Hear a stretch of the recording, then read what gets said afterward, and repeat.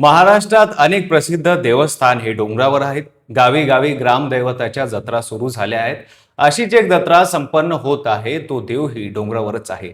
त्या डोंगरावर लाखो माणसं जमतात. आकाश गुलालाने लाल होतो, हवेत खोबरं उडतं आणि मग एक जयघोष उडतो ज्योतिबाच्या नावानं चांग भलं. पण हा जयघोष नक्की कशाचा आहे, कोणाच्या विजयाचा आणि या डोंगरावर दरवर्षी लाखो भाविक का येतात? एकट्या याच जत्रेत 96 मानाच्या काट्या का असतात आणि त्यापैकी पहिल्या क्रमांकाचा मान कोणत्या गावाला आणि कसा मिळाला? सविस्तर पाहूया या व्हिडिओच्या माध्यमातून. नमस्कार, मी पंकज आणि तुम्ही पाहताय कसं काय. कोल्हापूर जिल्ह्यात एक डोंगर आहे वाडी रत्नागिरी. इथे श्री ज्योतिबाचं मंदिर आहे. दरवर्षी चैत्र पौर्णिमेला या ठिकाणी एक भव्य यात्रा भरते. महाराष्ट्राच्या कानेकोपऱ्यातून, खानदेशातून, मराठवाड्यातून, कोकणातून, विदर्भातून लाखो भाविक इथे दाखल होतात. ते फक्त दर्शनासाठी येत नाहीत, ते आपल्या गावाच्या सासन काठ्या खांद्यावर घेऊन येतात, डोंगर चढतात आणि त्या काठ्या नाचवतात. यंदा 2026 मध्येही हा सोहळा मोठ्या उत्साहात पार पडला. प्रशासनाने 300 एसटी बस गाड्या तैनात केल्या होत्या. 11 रुग्णवाहिका होत्या. 1200 पोलीस कर्मचारी होते. कारण एकट्या या यात्रेत किती माणसं येतात हे सांगण्याची गरज नाही. गुलालाने गुलाबी झालेले माणसांनी हा डोंगर भरून जातो. सगळ्यात आधी आपण हे समजून घेऊ की ज्योतिबा हे नाव कुठून आलं. ज्योत म्हणजे तेज, प्रकाश. पंचमहाभूतांपैकी तेजाची शक्ती म्हणजे ज्योतिबा. पौराणिक कथेनुसार करवीर नगरातील रत्नासूर आणि कोल्हासूर या 2 राक्षसांनी थैमात घातलं होतं. देवी महालक्ष्मीने केदारनाथाची मदत मागितली. केदारनाथाने ज्योतिबाचे रूप धारण करून रत्नासुराचा त्रिशूळाने वध केला. त्या विजयाचा आनंद व्यक्त करताना लोकांनी एक जयघोष केला, चांग भलं. तेव्हापासून हा जयघोष या डोंगरावर घुमत आला आहे. आता यात्रेचा दिवस कसा असतो ते पाहूया. पहाटे 5 ते 6च्या दरम्यान ज्योतिबाच्या शासकीय महाअभिषेक होतो. सकाळी 7 ते 8 महावस्त्रसह पूजा होते. दुपारी 1च्या सुमारास मान्यवरांच्या हस्ते सासन काठीच्या मिरवणुकीला सुरुवात होते. हलगी, पिपणी, सुनई, सुरांचा आवाज सुरू लागतो आणि मग सुरू होतो तो देखावा, ज्याच्यासाठी लाखो लोक येतात. उंच उंच सासन काठ्या खांद्यावर घेऊन माणसं नाचू लागतात. सासन काठ्या म्हणजे काय?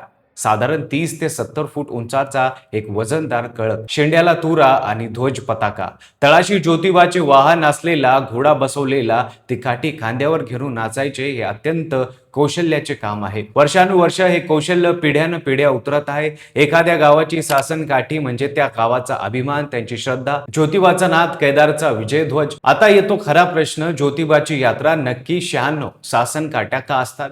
ही संख्या योगायोगाची नाही. पूर्वी महाराष्ट्रात 12 बलुतेदार पद्धत होती आणि महाराष्ट्राचे खानदेश, मराठवाडा, विदर्भ, वराड, कोकण, पश्चिम महाराष्ट्र, मध्य महाराष्ट्र, मुंबई, सौराष्ट्र असे 8 प्रांत होते. 8 गुणिले 12 म्हणजे 96. महाराष्ट्राच्या प्रत्येक कोपऱ्यातून प्रत्येक घटकाचे प्रतिनिधित्व या 96 काठ्यांमध्ये आहे.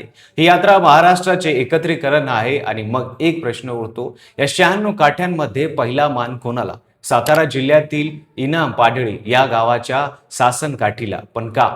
छत्रपती शाहू महाराजांच्या काळात महाराष्ट्रात प्लेगची भयंकर साथ आली होती. माणसं घर सोडत नव्हती, रस्ते ओसर पडले होते. अशा परिस्थितीतही इनाम पाडळी सातारा गावाच्या भाविकांनी आपली सासन काठी घेऊन ज्योतिबाचा डोंगर गाठला. त्या अतुलनीय भक्ताची दखल छत्रपती शाहू महाराजांनी घेतली. त्यांनी या गावाच्या सासन काठीला यात्रेत कायमचा प्रथम क्रमांक बहाल केला. कोल्हापूर तहसीलदार कार्यालयातील ताम्रपट्ट्यावर याची नोंद आहे. प्लेगच्या साथीतही डोंगर चढणाऱ्या माणसाला मिळालेला हा सन्मान आजही कायम आहे. संध्याकाळी यात्रेत आणखी एक अनोखा सोहळा पार पडतो. पूजा झाल्यानंतर ज्योतिबाची मूर्ती पालखीत बसून यमाई मंदिराकडे निघते. यमाई देवी ही ज्योतिबाची बहीण. सूर्यास्तानंतर यमाई देवीच्या जमदग्नीशी विवाह होतो. विवाह समारंभ झाल्यावर लगेच परत आणि मग डोंगरावर रात्री आतषबाजी होते. आतषबाजी पाहण्यासाठी माणसं थांबतात. ती यात्रा नंतर पालखीपर्यंत सुरू राहते. ज्यांना चैत्र पौर्णिमेला येणं शक्य नसतं, पाखानीला येऊन दर्शन घेतात. काही वर्षानुवर्ष शासनाने शासन काठ्याच्या उंचीवर बंधन घालण्याचा निर्णय घेतला होता. 40 फुटांपेक्षा अधिक उंचीच्या काठ्यांवर बंदी घालण्याचा आदेश निघाला. भाविक प्रचंड संतापले. तत्कालीन गृहमंत्री RR पाटील यांनी हस्तक्षेप केला.